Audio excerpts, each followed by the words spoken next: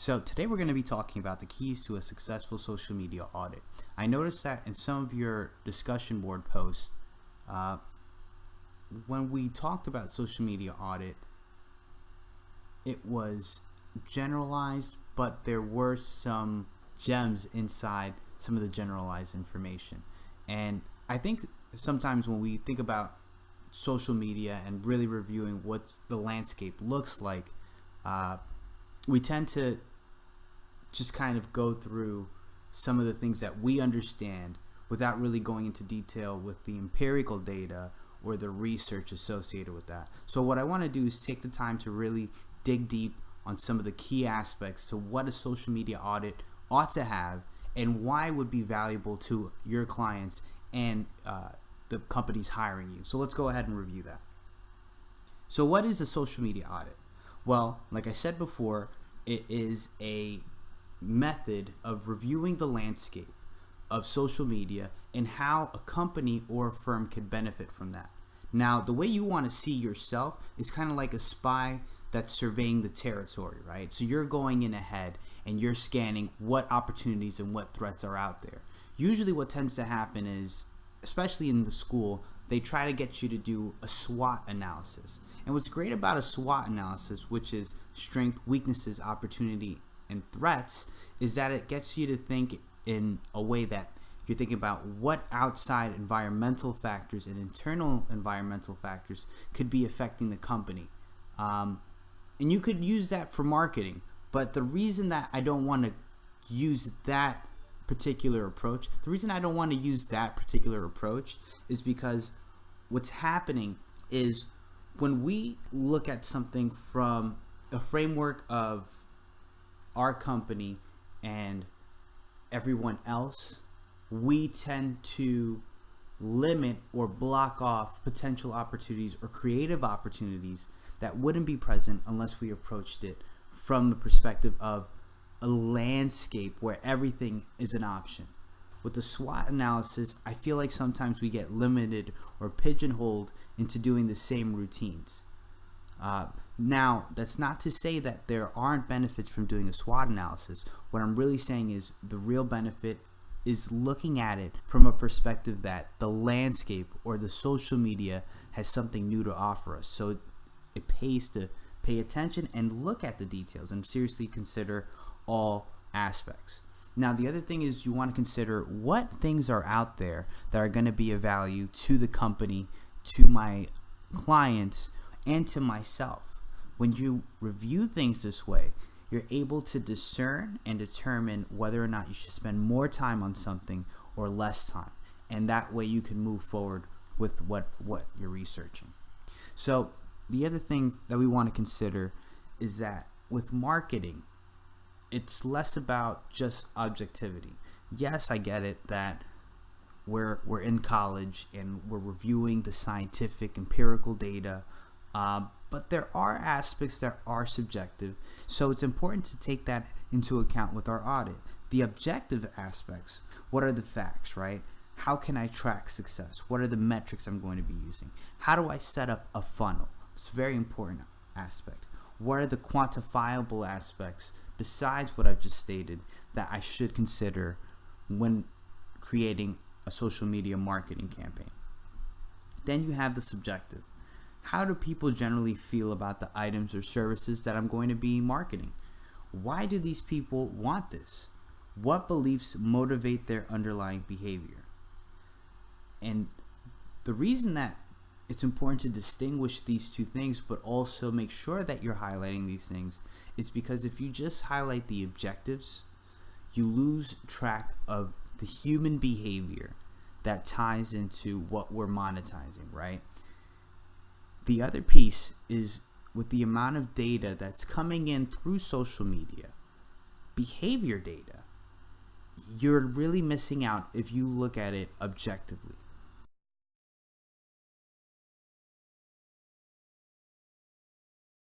So the next thing we're going to talk about is competition. And the way we're going to approach this is we're going to look at what the competing firms are doing that's working and try to avoid what they're doing that's not working, right? Something that you're going to want to look, or some ways that you're going to be able to do this, is by using social media to your advantage, right? So most social media have features that allow you to follow or subscribe to some of the content that your competition is doing without necessarily letting them know that you're following them, right? Twitter allows you to make lists which allow you to follow content and posts or tweets that your competition is posting. And these lists could be public, but they could also be private as well. The other thing that you could do is on Instagram is you could follow and see what their content is. But if they're public, which most businesses are, you actually see what their content is related to and how they're able to accumulate a large following around their product. Sometimes they might even have separate Instagram pages or separate Instagram sites specifically for their products or specifically for a campaign that they're doing. Facebook is allow you to like the page so that way you could subscribe to them. But you don't necessarily have to like a page to be able to see what content is up. If you look at their wall, you see what they're posting, and you could also look at the conversation that their followers are having to get a snapshot of what behaviors are associated with those clients. Last but not least, depending on the size of the company you're working for, publicly traded companies have 10K forms, and these are reports that companies are required by law to put out with public information about what is the company standing at that point. This includes financial information, documents, campaign strategies, etc. This is a very insightful way to look at what companies are doing. However, if your company isn't as big or doesn't have the same revenue or size as that company, some of the techniques and ideas might not be very feasible. However, when it comes to looking at the behaviors, again, associated with those clients, it gives you some insight into what their thinking is and what values are clearly defined for what they think the customers want. And last but certainly not least, you have YouTube, and you have the ability to subscribe to certain channels. So each time there's a new post or a new video, you have access to their content. Keep in mind though that a lot of the content that you're getting was planned even a year before and set to a calendar with regards to what a company may do in the future or what they're in the process of doing. It's very hard to get an inclination just by reviewing their social media feed. But what you can do is get insight to how they are acquiring more clients and what's working and what's not.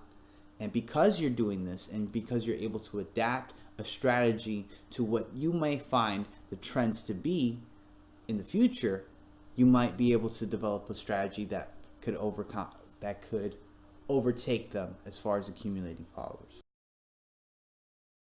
With our deep dive, what we're looking at is developing what's known as effectiveness measures, right? And these are different measures that help us to know whether or not we would be successful in our social media marketing campaign. And identifying these measures is a bit difficult, right? Because if we don't have a campaign developed or we don't have a strategy, if we don't have a strategy fully materialized, it might not be obvious what measures we use, right? But if you look at other campaigns, if you look at other social media sites, it might be a lot easier to develop those out, right? Because what we're looking for are the behaviors associated with our clients. If our clients like to, before they buy, to go to the mall and stroll around, that gives us insight to what geolocation or what geotags we want to use for marketing. Or if we want to have a locally based marketing campaign versus a worldwide marketing campaign. If we're segmenting based on location and not just segmenting based on aspects that are not important.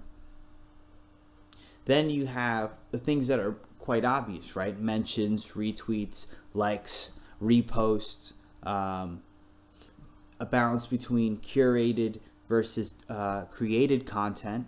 And primarily the biggest piece is the engagement methodology. How does the company approach communicating with their clients through social media? What are they using Or how are they using the conversation to really keep the clients coming back to engage with their products and also their content? Another piece that's important in the social media audit are the laws and regulations associated with the company and the industry that they work in. Now, it's unfortunate that there are some examples today. Gucci recently got in trouble for having blackface paraphernalia in clothing that they were selling. This caused negative news media surrounding the company. However, I also tend to think that this negative media also allows them to get more attention to their other products. Because similarly, H&M had another snafu that they had, where they had a black boy wearing something that was very derogatory or very racially derogatory, and they got the same amount of flack. But at the same time, more people got exposed to the product because of the news media and the news feed. And sure, maybe for a while people stopped buying H&M, but I look now and people are still purchasing the product. So sometimes I don't think it's intentional, but at the same time, it's hard to prove that the negative media put a dent in their revenue stream or their revenue model. That being said, I don't think that charging your media with controversial or even derogatory content is going to be to your company's benefit. And if there's hate crimes or hate laws that are related to that, the last thing you want to do is associate your content with that kind of negativity. Another piece of advice from my own personal experience is developing a resource map. What you'll notice here with the resource map is that I have a couple of different key components as far as my own revenue stream, or maybe even some components to how I'm converting clients. And what you'll notice is I have it color coordinated to green for things that are making me money, red to things that might not be making me as much money, and blue to somewhere in between, right? And what this has helped me to do is to really determine what avenues to use as far as marketing or even resource accumulation. And when you have a map like this, it's very easy to prove points as far as what you're doing that works and what you're doing that doesn't. Let's say, for example, I'm meeting with the client, and the client wants to know what are the next steps associated with marketing or developing a campaign or even developing some programming for acquiring more clients. When I show them the map of what's been done, it helps to reaffirm my value to what I'm bringing to the table and to the company. With regards to what the next steps are, it's a lot more obvious when they say, well, we've done X, Y, and Z for so many years, so why don't we continue doing that? And you show them that the more effective approach, aside from doing what usually works, or maybe not even doing what usually works, is what you've been doing so far. And having a map, a visual representation of that panning out has made the difference as far as me and my clients are concerned with determining whether the campaign is effective or not. You could also tie these maps or these resource maps to metrics. So each piece, whether you're determining whether to market green as a go, as something that is something that you want to continue, or a red, you could actually tie it to specific metrics or specific performance metrics. These could be retweets, posts, conversions, click-through conversions, all different things that you could tie to these different resources. But they're just a way for you to be able to prove that what you're doing is effective.